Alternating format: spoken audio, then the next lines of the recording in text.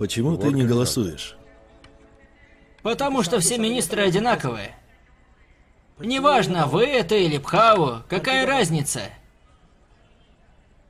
Я честнее Бхау. Он становится невидимым после выборов. А я уже невидимый. Где господин Духнатх? Тут. Лидер оппозиционной партии хочет встретиться с вами.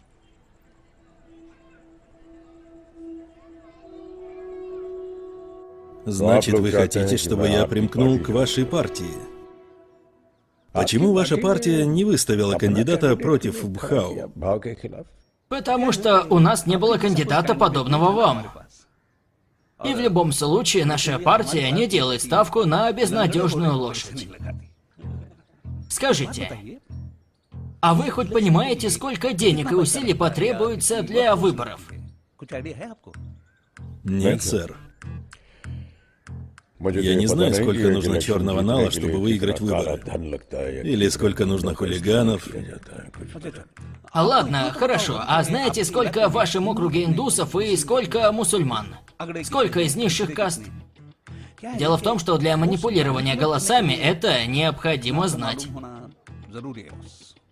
Нет, и этого я не знаю.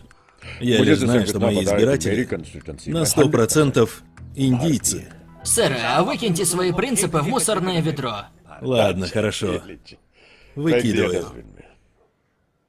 Теперь скажите мне, как надо манипулировать голосами? Это зависит от маркетинговой стратегии. Маркетинговой стратегии? Да, все партии так делают. Например, на рынке есть два стиральных порошка разных компаний. И обе компании утверждают, что обеспечивают лучшую белизну.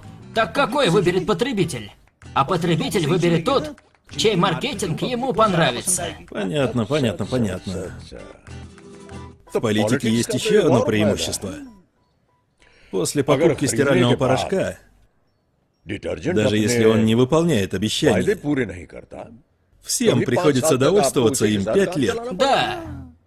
А спустя 5 лет вы можете запустить новый порошок.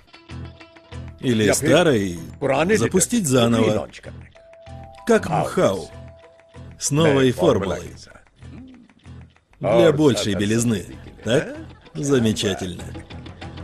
Замечательно. Все сразу поняли. Так вы считаете, что я могу победить на выборах? Вы выиграете эти выборы только если будете бороться так, как это принято в нашей стране. Дело в том, что если бы честные люди могли выиграть выборы, просто выставив свою кандидатуру, то люди, подобные нам, давно бы стали безработными. Это истина, мистер Духнатх. Дело в том, что все придут поаплодировать вам, но не все придут голосовать. Так и есть.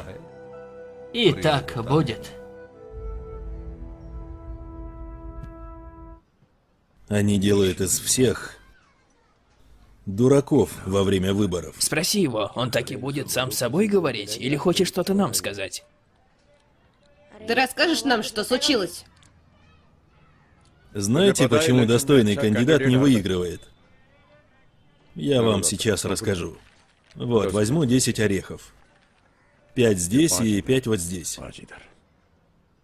Достойный кандидат проигрывает выборы, потому что половина людей не голосует. Те, кто голосуют, разделяются. И кандидат, получивший больше голосов, выигрывает. Получается, тот, кто получил лишь 30% голосов, управляет страной. Потому что? Половина населения не голосует. Именно. Это уже не проблема между Бхау и мной. Это проблема каждого достойного кандидата в этой стране. Что если мы сделаем так, что они все проголосуют?